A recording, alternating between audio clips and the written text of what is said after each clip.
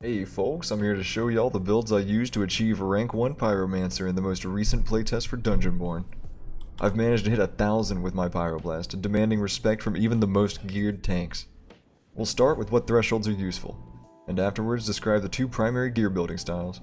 At the end, I'll go over some tips. The first intelligence threshold, Ignite, is absolutely required.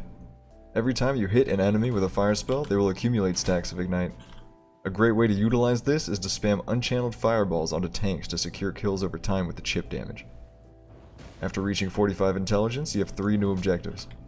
Obtain 20 dexterity for swift casting, which lets you channel your fireball twice as fast after you have already hit somebody with your AoE fire blast. This should be relatively easy to achieve if you have high stats for being a high level. Next, focus on getting 30 will to obtain Rekindle, which resets the cooldown of fire blast on kills. This has the added bonus of contributing to your additional skill damage via Will's inherent effect. After that, keep stacking intelligence to reach the second Ignite threshold, which significantly increases the damage and amount of stacks. Intelligence also contributes to your overall elemental damage bonus. Remember that over time, you will hopefully build a kit that contains all of these useful effects. Once you've met every threshold, I recommend continuing to stack Will for the skill damage bonus. A max roll of 8 Will translates to about 3.2 skill damage, meaning each point of Will gives about 0.4 skill damage. Next, we will talk about the two distinct styles of Pyromancy, Fire and Lightning.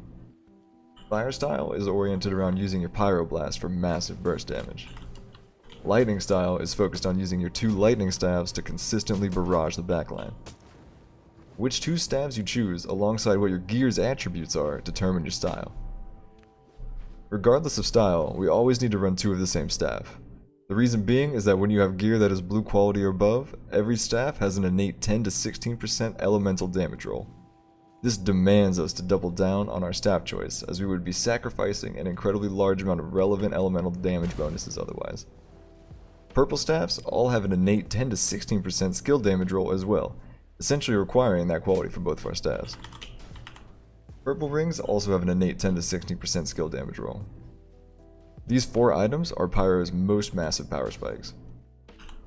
Fire is my personal favorite endgame build, but it is noticeably reliant on good gear. When gearing up for a fire-oriented build, there are 3 primary stats I hunt for: percent damage, skill damage, fire damage, and all elemental damage. Percent damage is quite literally the best stat in the game for every class. It affects every form of damage output and has no diminishing returns.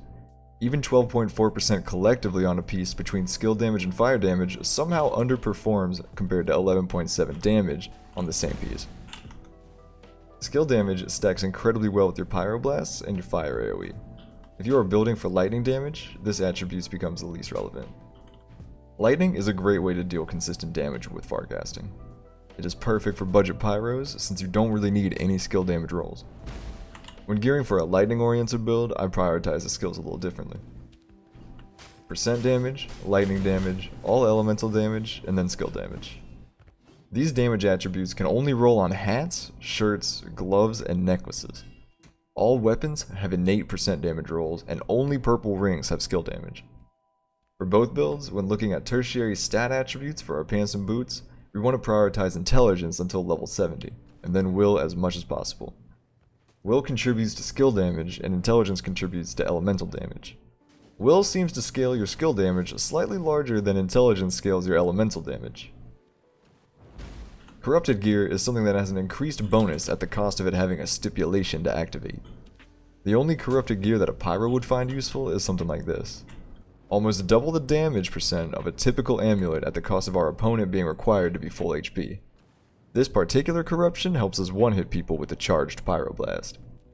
Alright, let's move on to some important tips.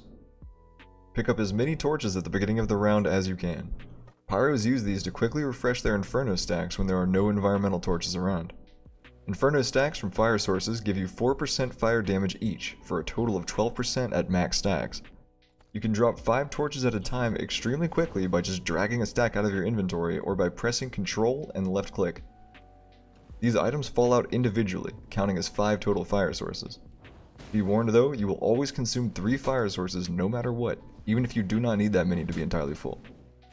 Try to save these for the end of the round when a majority of the environmental torches have already been used. You can charge your Inferno stacks without fully committing to a spell just by activating the channel. A somewhat efficient way of getting Inferno stacks is to keep turning on the same light 3 times while channeling a spell to consume the repeatedly generated Inferno source. The Lightning Staff's targeting UI can select places you can't see as long as you raise your view high while casting it. Learn how far back you can push people with Fire Blast, and cast your lightning strikes at that location preemptively. Your AoE also stuns people after it pushes them for a moment, giving you a wombo combo similar to Cryo Mage's Freeze Lightning. The Fire Blast AoE and Pyroblast knockback both interrupt enemy channel interactions. You can use your AoE while channeling your Pyroblast without interrupting yourself, so do this to win wizard duels. If you are using 2 lightning staffs, don't be afraid to staff bash somebody to death. If you're using 2 pyro staffs, do not estimate how much sustained damage you can output on somebody with the fire breath. If the enemy has high health though, they will definitely run you down. Direct hits and splash damage of a charged pyroblast always deal the same amount. Try to aim at surfaces around your enemy and never directly at them. The small pyroblast also has a tiny area of splash damage you can use to hit multiple people. The small pyroblast will become a homing missile if you put your crosshair on a target until they have a yellow outline. The homing missile can make some surprisingly sharp angles. You can't hit yourself with your own pyroblast, so make sure to falcon punch people if they get too close. I've had enough of you! Die! Falcon punch!